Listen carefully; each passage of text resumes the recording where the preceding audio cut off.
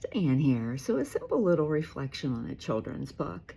Being a children's author, I just love kids' books. And so, this is about Franklin, who is afraid of his shell and he's afraid to go in it. And so, he goes on an adventure and he talks with a lion who says, "Hey, I get you. I have fear too.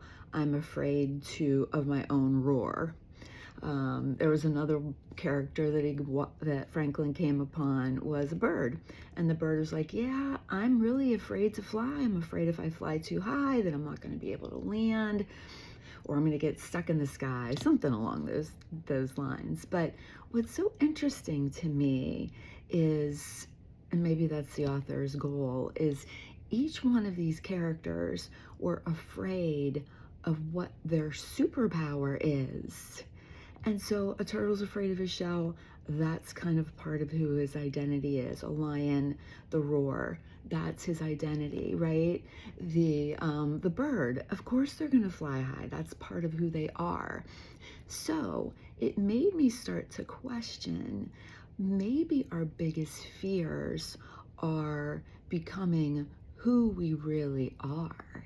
And maybe that's part of like our life experience and our spiritual growth, is to overcome what the world is saying that we should be afraid of, and like really just step into who we really are.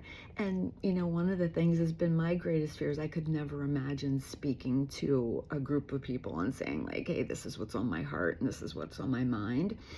But I'm realizing it's becoming who I am. I just have this, like the lion's roar and the birds flying. It's like, this is my joy, this is my peace. And if the only person I'm speaking to is myself, it's who I am and how I'm created is to get my voice out, and to get out the voice of not really mine, but the voice of the God within me that feels that it needs to express this in order to encourage and inspire and provide hope and light. So what is your biggest fear? And maybe your biggest fear is really your superpower. So lean into that. And maybe we've been taught all these years to avoid our superpower, to stuff it. But really, that's where we need to go. And that fear is a lie. Think about it. God bless you.